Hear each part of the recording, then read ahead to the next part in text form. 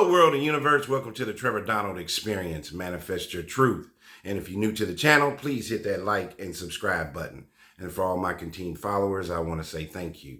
And this is an opinion-based video channel where I try to open your eyes and ears up to some of the travails and tribulations that take place throughout our cities, our states, our country, and sometimes around the world.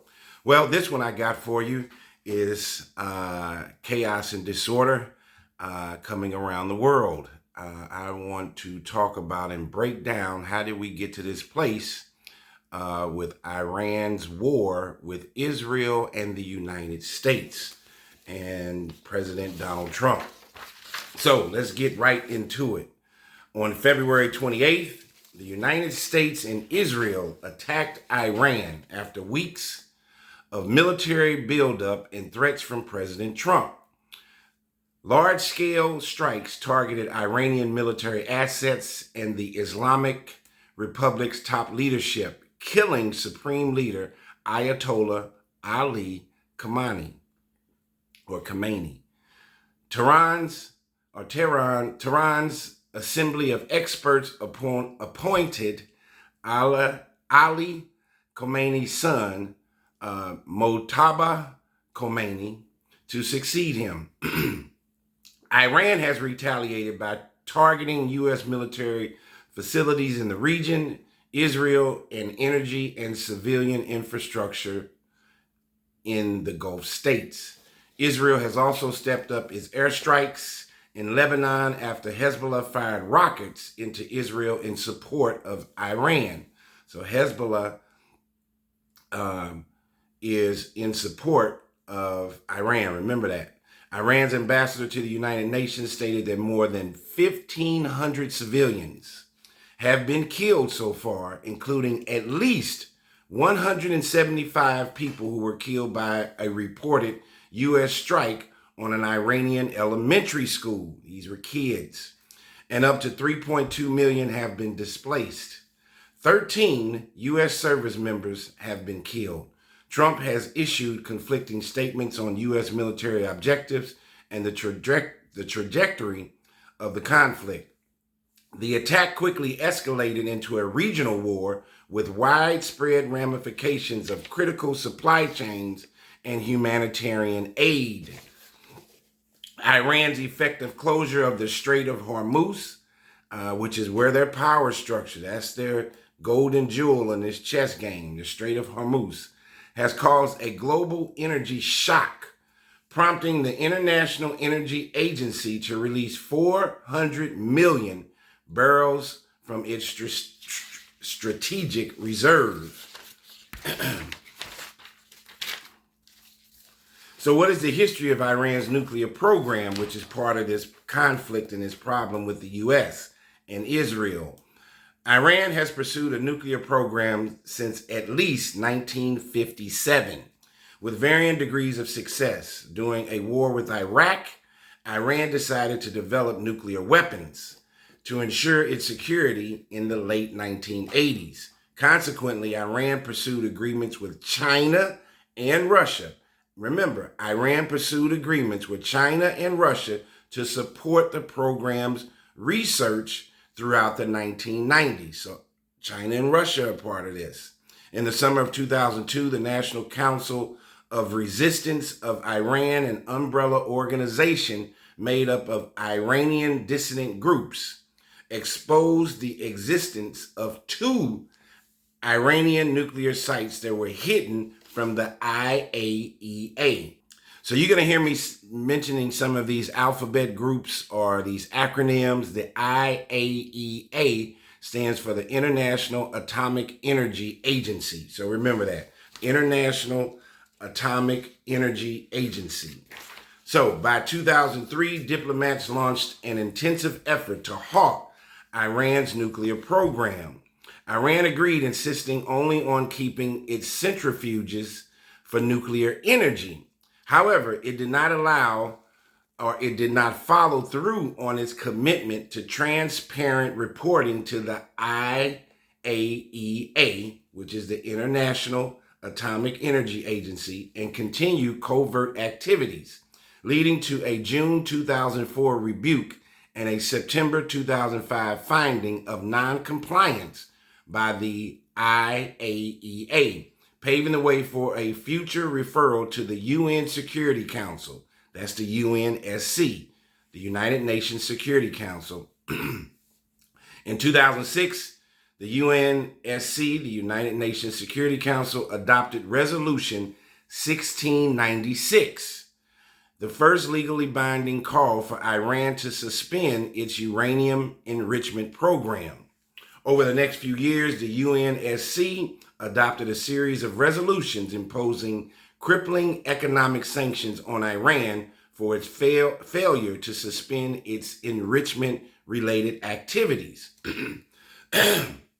Between 2011 and 2015, the compounding effects of international sanctions led Iran's economy to contract by 20% and unemployment to rise by 20%. So their economy had contracted, got restricted, which led to an increase in unemployment. In 2013, Hassan Rouhani, a noted pragmatist, won Iran's presidential election, campaigning on a promise to lift sanctions and restore the economy. Over the next 2 years, the United States convened several rounds of bilateral talks and led the other P5+1 coalition members. Now that's very important, the P5+1 coalition members. That included China, France, Germany, Russia, and the United Kingdom, in negotiation with Iran's new leadership. These efforts culminated in the adoption of the Joint Comprehensive Plan of Action. That's the JCPOA, Joint Comprehensive Plan of Action, in 2015. Once key parties signed the agreement, the UNSC, which is the United Nations Security Council, approved another resolution, UN Resolution 2231, paving the way for sanction relief. The JCPOA, which is the Joint Comprehensive Plan of Action, required Iran to reduce its stockpile of enriched uranium by 98% for 15 years, cut the number of operating centrifuges by 2/3 for 10 years, and provide inspectors access to enrichment facilities within 24 days if the IAEA, which is the International Atomic Energy Agency, suspects violations. Moreover, if the IAEA confirmed violations, the JCPOA allowed for the immediate reinstatement of sanctions. After the JCPOA, remember that's the Joint Comprehensive Plan of Action, entered into a force on January 16th, 2016, Iran received sanctions relief totaling nearly $100 billion. However, Iran continued to develop ballistic missiles, which, according to the United States, violated the UN Resolution 2231. Now, what is Iran's regional proxies? Through the JCPOA limited Iran's nuclear ambitions, its regional ambitions continued to grow. Iran persisted in arming and training Shiite militants through its Quds Force, the international arm of the Islamic Revolutionary Guard Corps, the IRGC, which has exacerbated sectarian divisions in the Middle East. Iran has provided years of military aid and training to the Palestinian militant group Hamas. Remember that. Iran has provided military aid and training to the Palestinian group Hamas, which enabled its October 7th, 2023 attack on Israel. So Iran and Israel have been at odds for a long time. The Quds Force has also provided advanced armed drones to Hezbollah in Lebanon, trained and funded more than 100,000 Shiite fighters in Syria, supplied ballistic missiles and drones to Yemen's Houthis, and help Shiite militias in Iraq build missile capabilities. The U.S. government considers Iran to be the foremost state sponsor of terrorism. The U.S. government considers Iran to be the foremost state sponsor of terrorism, spending more than $1 billion on terrorist financing annually.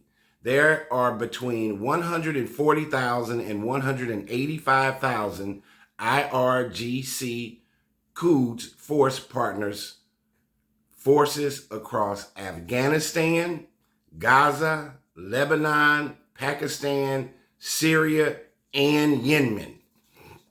So, during Trump's first term, what was his clash with Iran? Because the JCPOA only addressed Iran's nuclear program and not its revisionism or ballistic missile programs, the first Trump administration withdrew the United States from the agreement, pledging to seek a more comprehensive deal. In 2018, the Trump administration began reimposing sanctions on Iran and demanded that European countries withdraw from the JCPOA. Remember, the JC, that is the Joint Comprehensive Plan of Action, to withdraw from the JCPOA as part of a new containment strategy. U.S. sanctions sparked the worst economic crisis Iran had faced in 40 years, cutting Iranian oil exports by more than half and emboldening Iranian hardliners. While the Trump administration pursued a strategy of maximum pressure to bring Iran to the negotiating table, Iran began to contravene the JCPOA's restrictions on its nuclear program, raising tensions. In April 2019, the United States designated the IRGC, which is the Islamic Revolutionary Guard Corps, designated the IRGC as a terrorist organization.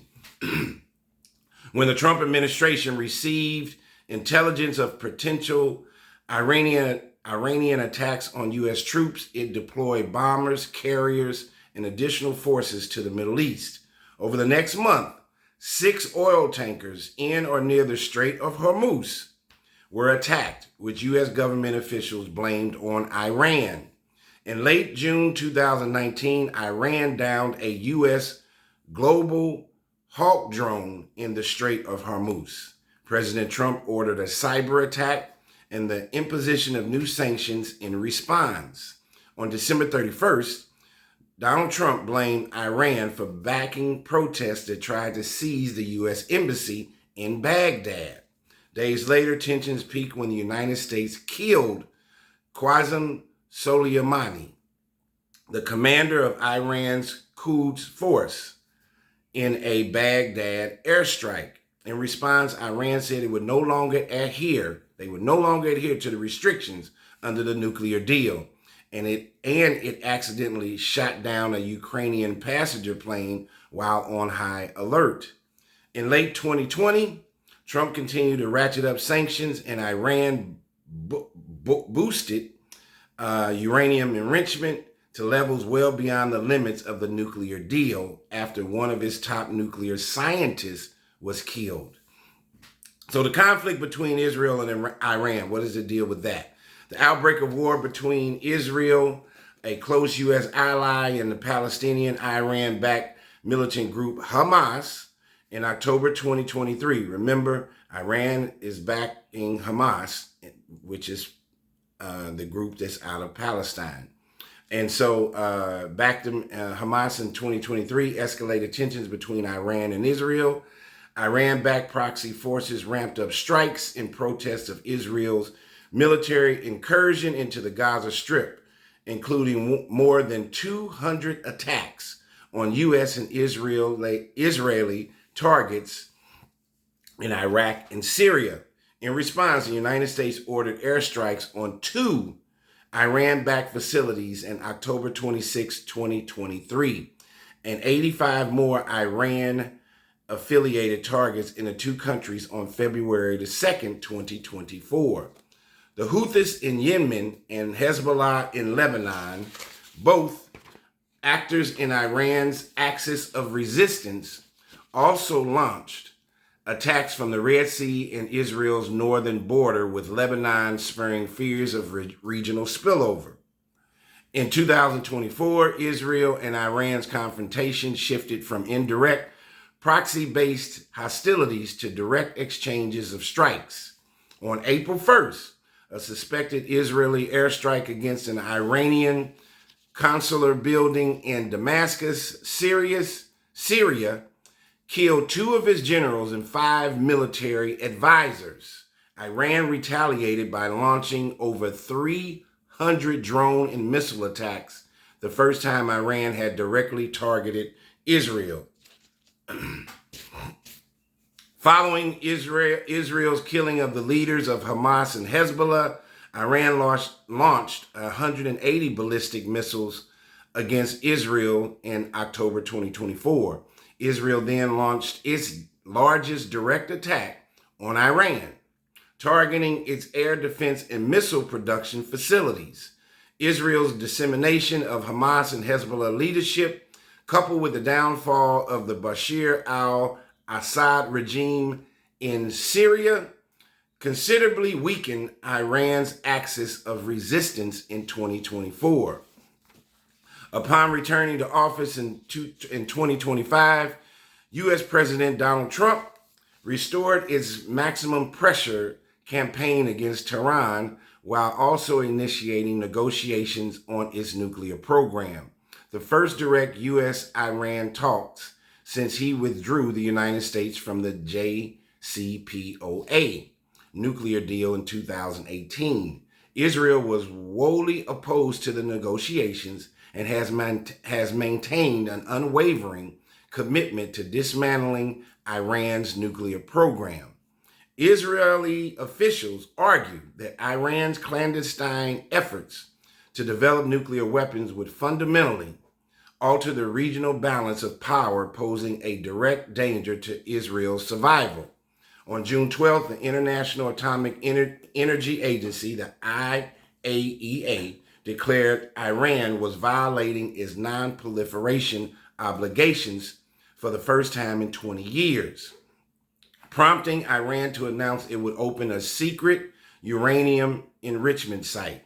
The next day, Israel launched a unilateral military strike against Iran, targeting nuclear facilities, missile factories, senior military officials, and nuclear scientists. Iran's Foreign Minister Abbas Araghchi declared the attack an act of war, and Iran retaliated by launching waves of drones and dozens of ballistic missiles. Israeli Prime Minister Benjamin Netanyahu described the operation as a last resort effort to prevent Iran from acquiring nuclear weapons. Although the Trump administration had recently resumed nuclear negotiations, President Trump increasingly voiced support for Israel's objective and signaled his openness to regime change in Tehran.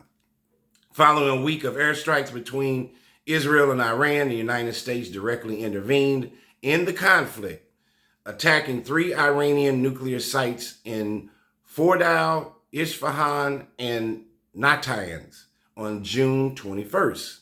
The Trump administration claimed the strike significantly hindered Iran's capacity to achieve weapons-grade uranium, but the head of the UN nuclear watchdog assessed the program was set back by a matter of months.